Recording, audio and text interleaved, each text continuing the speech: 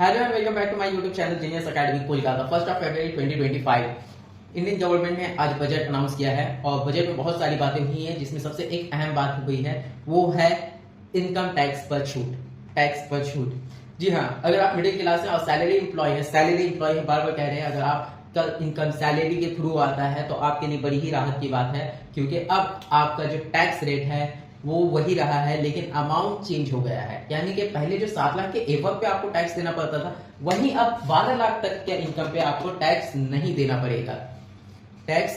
पड़ेगा। मान लीजिए कि आपका सालाना इनकम यानी कि 1 साल का इनकम आपका सैलरी के थ्रू आता है 12 लाख रुपए, तो आपको टैक्स नहीं देना है। 10 लाख नहीं देना है। पहले 7 लाख था, 7 लाख के ऊपर जितना होता था आपको टैक्स देना पड़ता था, लेकिन अब चूंकि ये 12 लाख तक बढ़ा दिया गया है, तो अब आपको टैक्स नहीं देना पड़ेगा। अब लेकिन जो टैक्स स्लैब है वो सेम है। अब यहाँ पे कंफ्यूजन क्रिएट हो जाता है कि जब 12 लाख पे कोई टैक्स नहीं है तो फिर ये टैक्स स्लैब कैसे आ गया। तो चलिए बताते हैं हम आपको।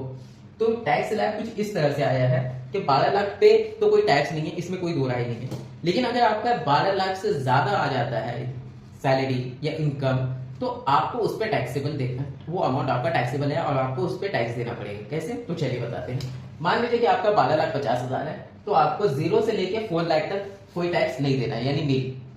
अब वो 4 लाख 1 रुपए से लेके 8 लाख तक जो आपका है उस पर 5% टैक्स देना है, यानी कि 20,000 रुपए आपका टैक्सेबल इनकम हो गया। अब आपका 8 लाख 1 रुपए से लेके 12 लाख तक आ रहा है, तो आपका हो जाएगा वहां पे 40,000। ये तब अप्लीकेबल होगा जब आपका सालाना इनकम 12 लाख से ज्यादा है। अगर 12 लाख के अंदर है या 12 लाख रुपए एग्जैक्ट है, तो आपका ये 40,000 और 20 यानी 60,000 की टैक्सेबल इनकम नहीं है, आपको टैक्स नहीं देना पड़ेगा।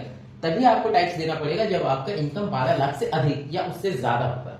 ओके, अब यहाँ पे जैसे जैसे अमाउंट आपका बढ़ते रहेगा सालाना, वैसे वैसे यहाँ पर भी आपका टैक्स बढ़ते रहेगा। जैसे मान लीजिए 12 लाख से लेकर 16 लाख तक है, तो 15% आपको टैक्स देना पड़ेगा, यानी हर 4 लाख पे आपका 5% बढ़ते आ रहा है, और 24 लाख के एबव पे 30% हो जाता है। तो इस तरह से ये टैक्स का काम करता है।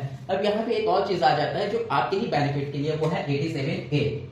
87A पहले क्या होता था? पहले 50,000 तक था, अब आपका 75 यानी बढ़ा के 75,000 कर दिया गया।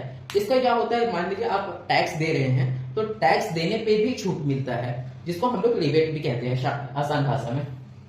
मान लीजिए आपका इनकम हो रहा है 12,50,000 या 12,75,000, जैसे यहाँ पे आपका 60,000 के आसपास टैक्सेबल अमाउंट हुई है।